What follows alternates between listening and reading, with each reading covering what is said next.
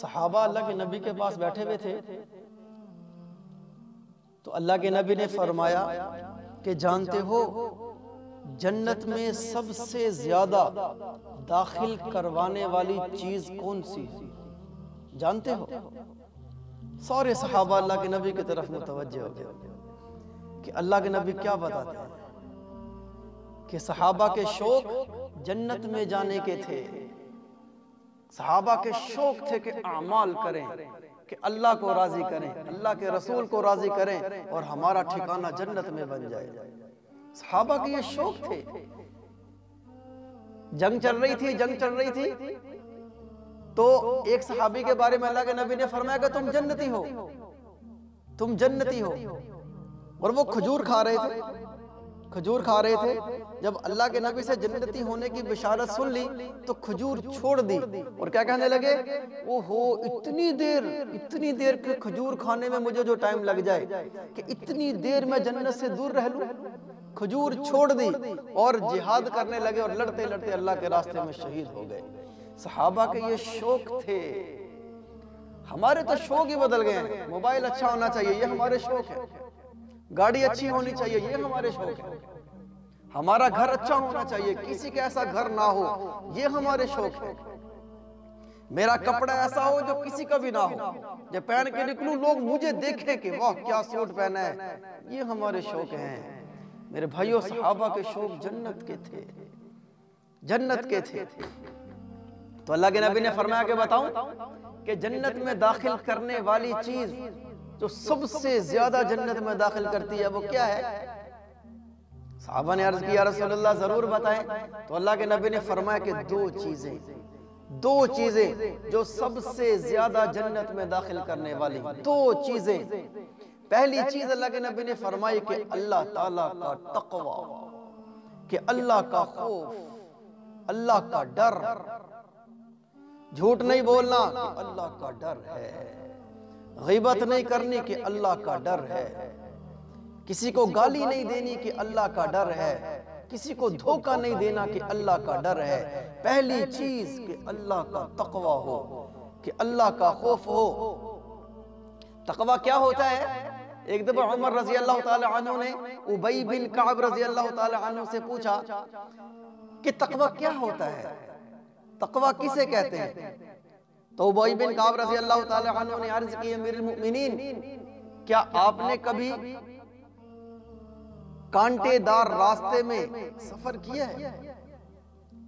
جھاڑی والے راستے میں کبھی سفر کیا ہے؟ عمر رضی اللہ تعالی عنہ نے فرمایا کہ ہاں، کئی دفعہ گزر ہوا ہے۔ ابی بن کعب رضی اللہ تعالی عنہ نے پوچھا امیر المؤمنین آپ کیسے گزرتے ہیں؟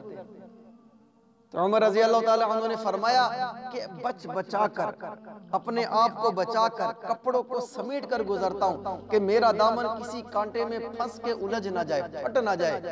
ابی بن کعب رضی اللہ تعالی عنہ نے عرض کی امیر المؤمنین یہی تقوی ہے کہ انسان تو اپنے دامن کو گناہوں سے بچا کے چل کہ تیرا دامن کسی گناہ میں الجھ نہ جائے، اڑ کے، کہ تیرا دامن کسی گناہ میں الجھ نہ جائے، کسی گناہ میں اڑ کے الجھ نہ جائے، اپنے آپ کو بچا کے چل، کہ اللہ کی نافرمانی نہ ہو جائے، اپنے آپ کو بچا کے چل، کہ تجھ سے جھوٹ نہ بولا جائے، اپنے آپ کو بچا کے چل، کہ کسی کی غیبت نہ ہو جائے، اپنے آپ کو بچا کے چل، کسی کی چغلی نہ ہو جائے، اپنے آپ کو بچا کے چل، ماں باپ کی نافرمانی نہ ہو جائے، اپنے آپ کو بچا کے چل، بیوی کے ساتھ زیادتی نہ ہو جائے، اپنے آپ کو بچا کے چل، رشتہ داروں کے ساتھ زیادتی نہ ہو جائے، اپنے آپ کو بچا کے چل۔ یہ تقوی ہے، یہ تقوی ہے کہ گناہوں سے بچنا، یہ تقوی ہے۔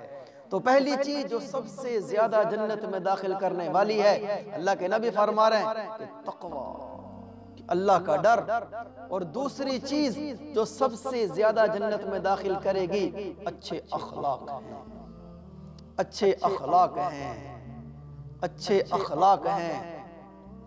ایک دفعہ جہاد کے موقع پر لڑائی چل رہی تھی، صحابہ نے اللہ کے نبی سے عرض کی یا رسول اللہ صلی اللہ علیہ وسلم اپنے ان دشمنوں کے لیے بد دعا کریں، ان پر لعنت کریں کہ یہ آپ کے مقابلے پر آئے ہیں، ان پر لعنت کریں۔